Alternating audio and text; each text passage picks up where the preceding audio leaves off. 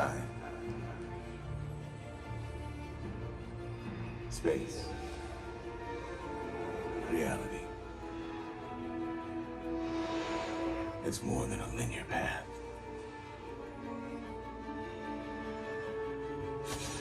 It's a prism of endless possibility, where a single choice can branch out into infinite realities, creating alternate worlds from the ones you know. I am the Watcher. I am your guide through these vast new realities. Follow me and ponder the question,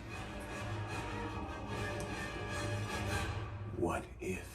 All right, you guys, how's it going? And welcome to the Murphy Street podcast version of What If Wednesday. I'm the host of the show, Murphy. And here on Murphy Street, before we get started, we always have the saying, shoes and slippers at the door, come inside and let's talk stories, specifically today about what if. What we're going to talk about today is the episode that just happened, What If Ultron Won. The hypothetical didn't thrill me too much. Like, hearing Star-Lord, T'Challa as Star-Lord, I was like, oh, I want to see what that goes like. So it starts with Black Widow and Hawkeye taking out a bunch of these Ultron droids, and it was just like, oh man, is this all we're going to see? Are they just going to be fighting these droids the entire time? And it was not. But I will say this, the animation from Jump Street, the animation was top notch. First of all, they get into this fight, right? Hawkeye gets taken out and somehow his right arm gets ripped off. But nobody trips out about it. So I guess this happened in that universe and people were aware of it, because I was like, whoa, unless I missed it, you guys. Did I miss it in one of the Avengers or one of the shows? Did I miss Hawkeye losing an arm and it becoming mechanical? This is what really kind of lets you know, like, this episode is about to turn up. Thanos walks through his little warp hole that he created with one of the stones. He goes, oh, senses the power, sees the glove, says, oh, this is interesting. Slices him in half. That's when Ultron Vision went over and absorbed the stones. And now I call it the Infinity Suit. I don't know what else you guys would call it, but he's got all the Infinity Stones and is now connected to his armors. And so he wanted to silence everything that was alive. They went through, they show him destroying Asgard. They show him destroying the Sovereign, which of course was the opening scene for Guardians of the Galaxy 2. He destroys Sakaar, would destroy Ego. They destroy Xandar. Then Captain Marvel comes in. She seems to pretty much have the upper hand until she doesn't. Vision now goes, I can hear everything. I can feel everything. The Watcher, he says these lines and they sound as though he's reading a script. He sees that Ultron's powerful, and so powerful that Ultron's like, who said that? As the Watcher's talking.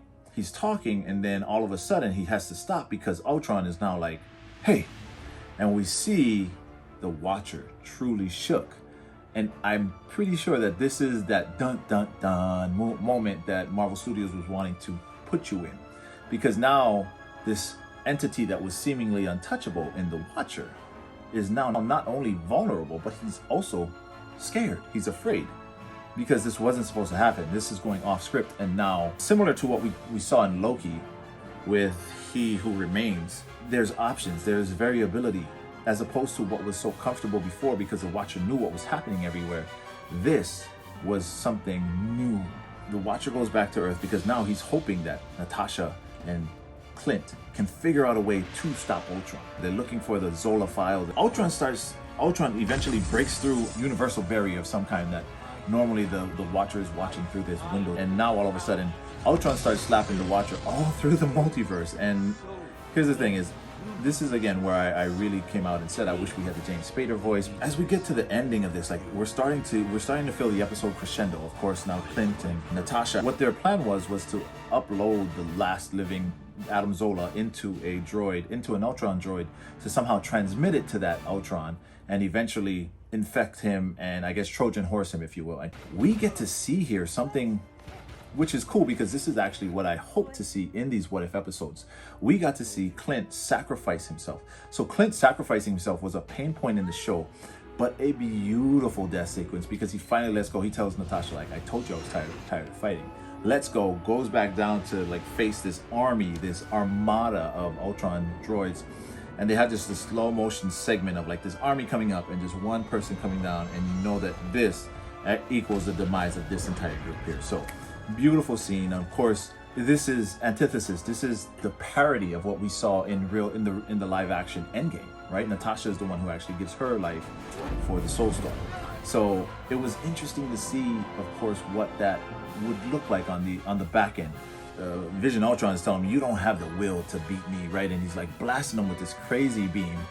The Watcher pulls out like this shield that looks very similar to one that Doctor Strange type of nature, which gets upped by when the Watcher goes Super Saiyan, and he kind of like armors up. So when he armors up, his armor looks like one of the armors from the Eternals. So I'm thinking, the Watcher always says like, I cannot intervene, I cannot disrupt the nature of things. And they were told that they couldn't intervene as well.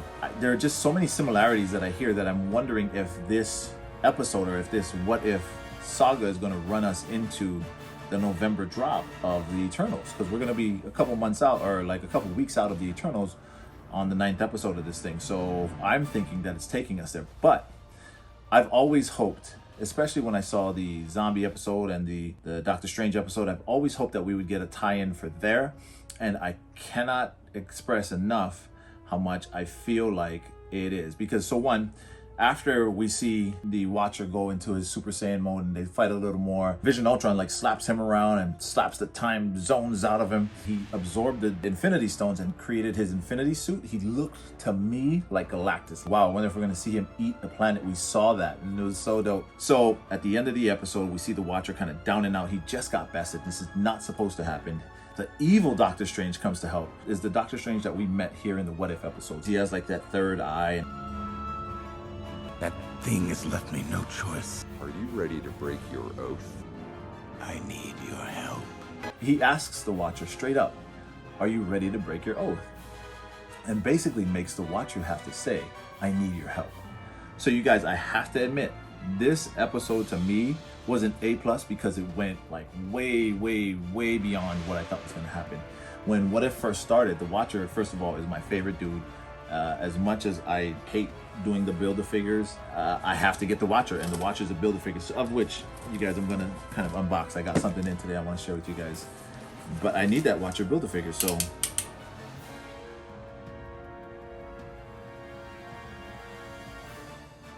character, and I thought that he was always going to be untouchable. So to see this kind of transpire the way that it did is really interesting, because now I am feeling like they are going to thrust us forward into the movies, the upcoming movie lineup. And if I can give it to you chronologically, the Eternals are supposed to come out in November. I want to say Doctor Strange might be next in March, with Spider-Man 3 coming up thereafter. This is the Zombie Hunter Spider-Man. The Watcher is going to be a good size figure. I wanted the Watcher to be taller than everybody else, because in the shows he's way huger than everybody else, right? So that to me makes it encouraging. This guy's pretty cool. Pretty happy to have him. I didn't intend to do an unboxing on the show, but hey. So anyway, you guys, this is What If Wednesdays. We will wrap it here, you guys. But once again, if you guys haven't watched What If, you guys need to. Yeah, I want to thank you guys very much for tuning in. Make sure that you guys watch Disney Plus's What If. Other than that, make sure that you guys follow us here on the Murphy Street Podcast. We're on Spreaker, Apple, iTunes, Spotify, iHeartRadio, and most other podcast hosting platforms. You can also catch us on YouTube. Other than that, you guys, I'm gonna bid you guys a good night. And you guys, thank you so much for tuning in. I will see you guys next time. And as always, don't forget your slippers. Aloha.